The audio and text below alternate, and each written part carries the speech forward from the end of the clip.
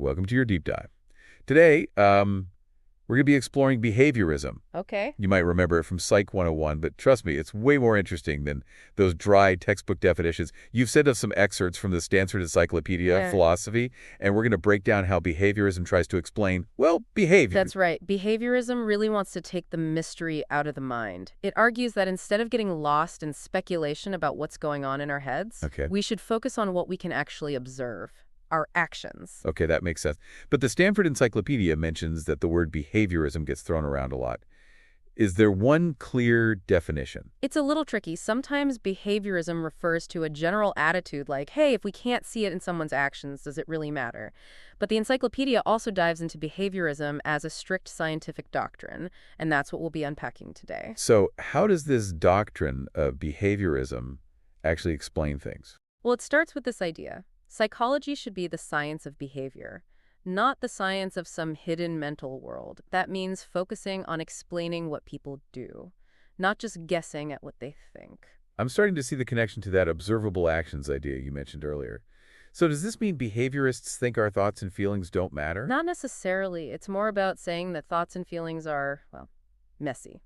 If we want to build a solid scientific understanding of behavior, we need to start with something we can measure and study directly our actions. That's interesting. So it's like instead of trying to explain why someone is sad, a behaviorist would look at how they're acting, crying, withdrawing from social events, things like that. Exactly. And then they'd try to connect those behaviors to things in the person's environment or their past experiences. Behaviorists believe those external factors are the real key to understanding why we do what we do. Okay, I'm starting to get the logic here. But the Stanford Encyclopedia mentions three types of behaviorism: methodological, psychological, and analytical. How do those fit together? Think of it this way. They're all focused on explaining behavior, but they each have a slightly different angle. Methodological behaviorism sets the ground rules for how we should study psychology. It says, stick to observable behavior. Don't get bogged down in speculation about the mind. So methodological behaviorism is like the referee, making sure everyone plays by the rules. Exactly. Then you have psychological behaviorism, which is all about doing research. This is where we get into things like stimuli, responses, and reinforcement. Ooh, reinforcement, I remember that from my intro to psychology class. It's about how rewards and punishments shape our actions, right? That's it. Psychological behaviorism tries to break down how we learn through experience. You've probably seen those videos of rats pressing levers for food pellets. Right. Is that what psychological behaviorism is all about? Explaining how those associations form? Exactly. It's about understanding how those connections between actions and outcomes drive our behavior, even in much more complex situations. Okay, that makes sense. Now, what about analytical behaviorism? That one sounds a bit more philosophical. It is. Analytical behaviorism is all about the meaning of mental terms. It says that words like belief or desire aren't about some mysterious inner state. They're actually just ways of talking about what people are likely to do in certain situations. So instead of saying she believes it's going to rain, an analytical behaviorist would say something like she's carrying an umbrella. Exactly. It's about grounding the mental concepts in observable actions. After all, if someone says they believe something, but their behavior doesn't reflect that belief, does it really mean anything? That's a really interesting way to think about it. It makes belief less about what's going on in someone's head and more about how they're likely to act. So we've got these three different types of behaviorism. Are they all connected somehow? They are. Each one builds on the core idea that behavior is the key for understanding, well, everything, but they come from different places in the history of ideas. For example, analytical behaviorism has roots in logical positivism, which was this big philosophical movement that said the meaning of a statement comes from how we can verify it through observation. Right. It's all about tying those big ideas to what we can actually see and measure in the real world. Exactly. And that's why analytical behaviorists are so focused on connecting mental terms like belief to observable actions. If we can't see it, it's not meaningful. That makes sense. Now, what about psychological behaviorism? Where did that come from? Psychological behaviorism draws on ideas that are even older. Classical associationism, which goes all the way back to philosophers like John Locke and David Hume. Ah, those guys. They believed we learn by forming associations between experiences. Like, if you always hear a bell ring before dinner, you start to associate the bell with food. Precisely. And psychological behaviorism takes this idea of association and applies it to explaining all sorts of behavior, but it strips away the focus on what's happening inside the mind and just looks at the connections between external stimuli and observable responses. Okay, I see the link there. So it's like classical associationism, but with a more scientific, less philosophical approach. Exactly. And then there's methodological behaviorism, which is really focused on the practicalities of scientific study. John B. Watson, one of the founders of behaviorism, was a big proponent of this approach. Right, Watson, he was all about making psychology a hard science, like physics or chemistry. That meant focusing on what we can observe it and measure, not fuzzy concepts like thoughts or feelings. Precisely. For Watson, talking about inner mental states was unscientific and a waste of time. He wanted to bring psychology into the realm of objective, measurable data. Okay, so these different strains of behaviorism all come from slightly different places, but they share this common thread, the idea that behavior is the key to unlocking the mysteries of the mind, or at least what we can understand about the mind. Exactly, and that's what makes behaviorism so fascinating and sometimes so controversial. You said it. Now, the Stanford Encyclopedia mentions that all three types of behaviorism come together in one particular school of thought, B.F. Skinner's radical behaviorism. Ah, yes, Skinner's the rock star of behaviorism. His ideas really took the movement to a whole new level. All right, before we dive into Skinner, let's take a step back. Why would anyone even want to be a behaviorist? What's so appealing about this approach? That's a great question. The Stanford Encyclopedia outlines three main reasons someone might find behaviorism compelling. The first is that it's all about evidence. The only real way to know what's happening in someone's mind is by looking at their behavior. Their actions are the data points, the evidence we have to work with. Right, it's like trying to figure out what kind of music someone likes. You can ask them, but the real proof is in what they actually listen to. Exactly. And that focus on observable evidence is a big part of what makes behaviorism appealing to many people. It feels grounded, concrete, scientific. Okay, I get that. What about the other reasons? What else makes behaviorism stand out? Well, the second reason is that behaviorism is strongly anti-nativist. This means it rejects the idea that we're born with pre-programmed behaviors or innate knowledge. Instead, behaviorists believe we learn everything through experience, through interacting with the world around us. So taking a side in that classic nature versus nurture debate, behaviorists are firmly on the side of nurture. Precisely.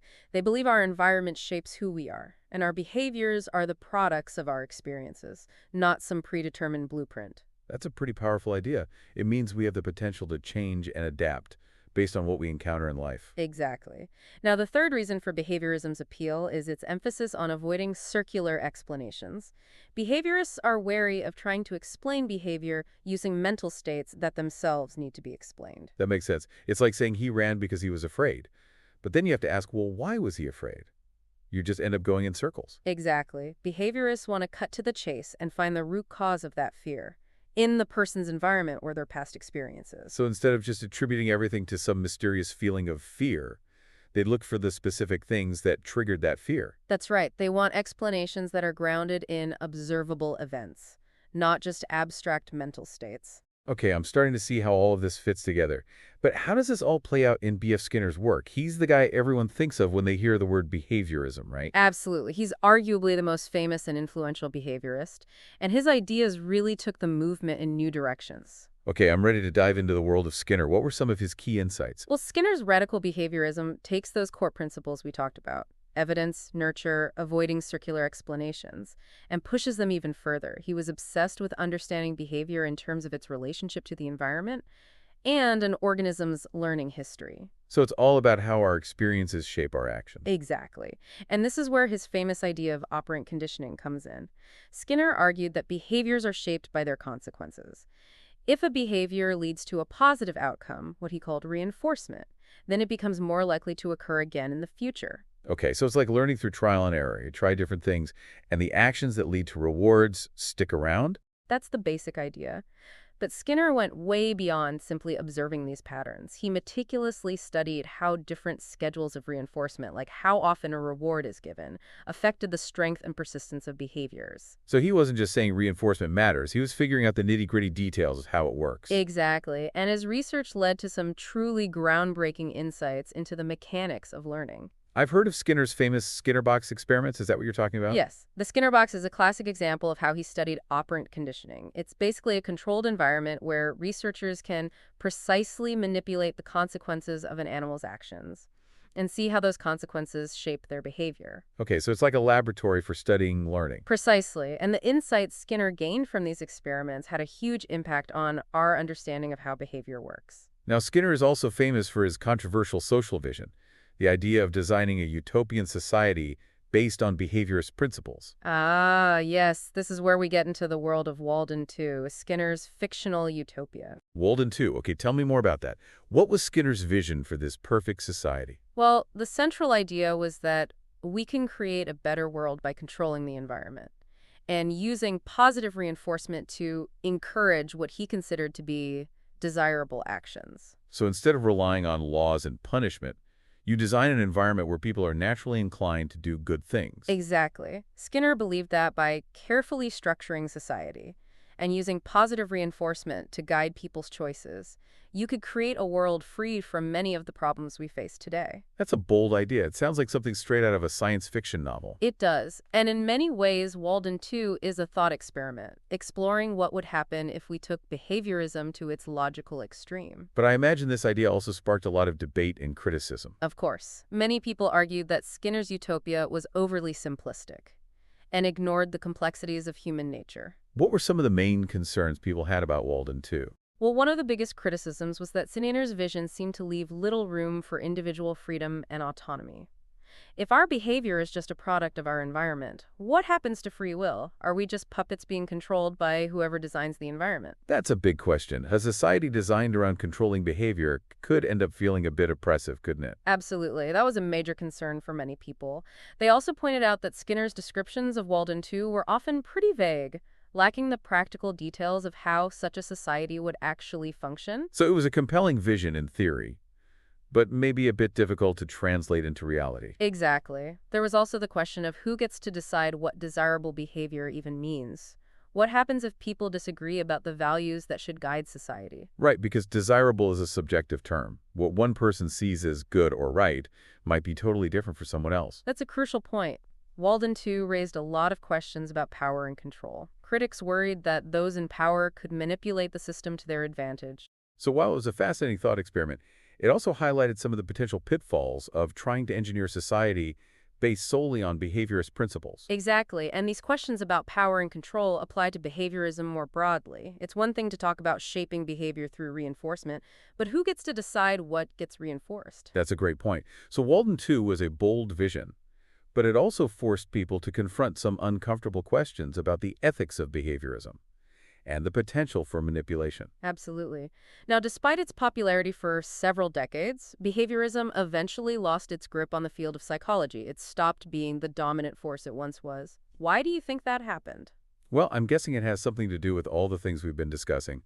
The limitations of focusing solely on observable behavior, the ethical concerns about control and manipulation. You're on the right track. There were a number of factors that contributed to the decline of behaviorism. So what were some of the main reasons behaviorism fell out of favor?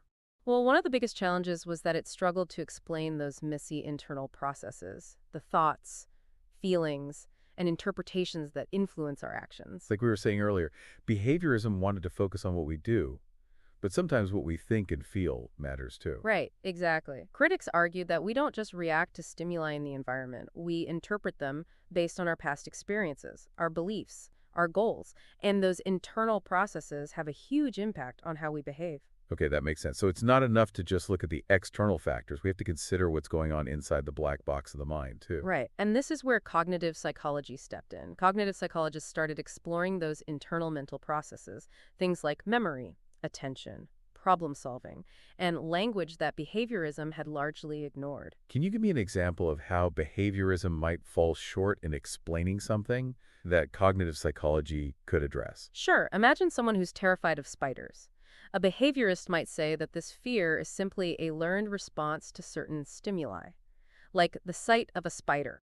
So they've been conditioned to associate spiders with something negative, like danger or pain. Right, but now imagine you show this person a very realistic toy spider. Even though it's not a real spider, they might still react with intense fear. That's interesting. So their reaction isn't just about the external stimulus, it's also about how they're perceiving and interpreting that stimulus, based on their existing beliefs about spiders. Exactly. Their internal mental representation of spiders as dangerous is shaping their response. Even when the actual stimulus is objectively harmless, Cognitive psychology would argue that we need to understand these mental representations to fully explain behavior. So it's not just about the objective reality of the situation, it's about how our minds make sense of that reality. Precisely. And that's a key insight that behaviorism, with its focus on external factors, struggled to incorporate. Now, the Stanford Encyclopedia also mentions this idea of qualias, those subjective experiential qualities of our mental states, like the feeling of pain or the redness of red. How does that challenge behaviorism? That's a great point. Qualia are kind of a thorn in the side of behaviorism because they can't be explained simply by observing someone's actions. You could imagine a robot that acts exactly like it's in pain. It cries out, withdraws from harmful stimuli, and so on, but doesn't actually feel anything. It's like the philosophical zombie idea. It behaves just like us, but there's no conscious experience behind it. Exactly. Qualia highlight the fact that there's more to our mental lives than just observable behavior. Our inner, subjective experiences are real, and they can't be reduced to simple stimulus response patterns. That makes sense. So even if we could perfectly explain someone's actions in terms of their environment and learning history, we'd still be missing a crucial part of the picture, what it actually feels like to be that person. Absolutely. And that's a limitation that many people saw in the behaviorist approach. Now, perhaps the most famous challenge to behaviorism came from linguist Noam Chomsky, right? What was his critique all about? Chomsky's critique was a real game changer. He argued that behaviorist models simply couldn't explain how children learn language so quickly and effortlessly. It's true, kids seem to pick up language almost by magic. They're forming complex sentences and understanding grammatical rules way faster than you'd expect if they were just learning through reinforcement. Exactly. Chomsky argued that we must have some innate capacity for language, a universal grammar hardwired into our brains. That allows us to acquire language so rapidly. It's not just about environmental input. We come pre-equipped with some linguistic abilities. So we're not just blank slates being molded by our experiences.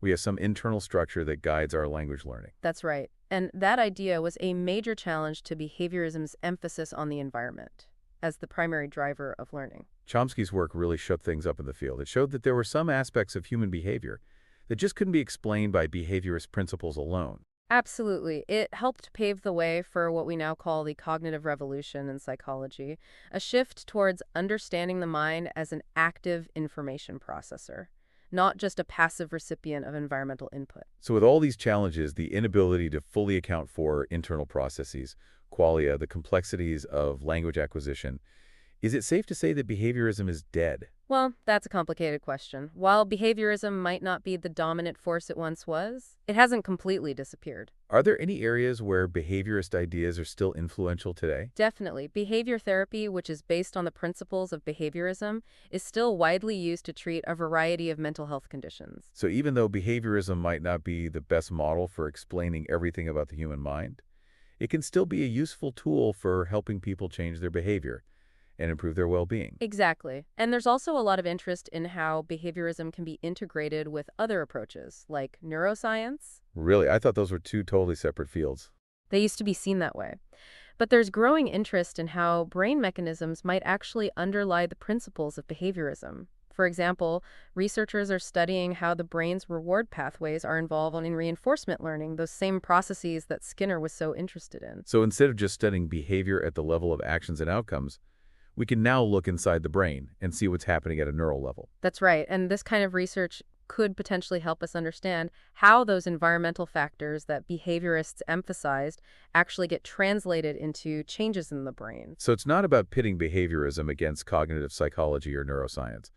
It's about finding ways to bring them together to create a more complete and nuanced understanding of human behavior. Exactly. And that's what a lot of researchers are working on today. They're trying to bridge the gap between these different perspectives and find ways to integrate the best insights from each. It sounds like behaviorism, even though it's not the dominant force it once was, still has a lot to offer. It really does. It reminds us to pay attention to the power of the environment, to recognize the ways our experiences shape our actions.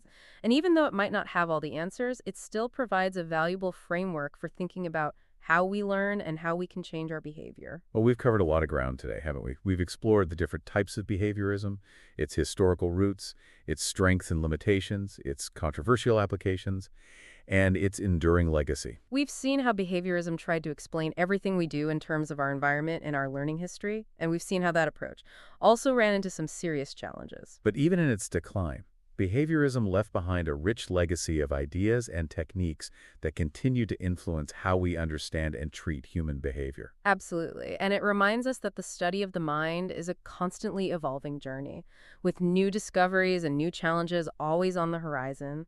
Now, before we wrap up, we want to leave you with one final thought to ponder. If we can shape our behavior through things like reinforcement and conditioning, as behaviorism suggests, to what extent are we really in control of our own actions? It's a question that philosophers and scientists have been debating for centuries, and it's one that we invite you to consider as you continue your own deep dives into the mysteries of the human mind. That's a great question to ponder, and it highlights the fact that even though behaviorism might have fallen out of favor as a grand theory of everything, it still raises profound questions about what it means to be human, about free will, and about the forces that shape who we are. Until next time, keep exploring and keep questioning.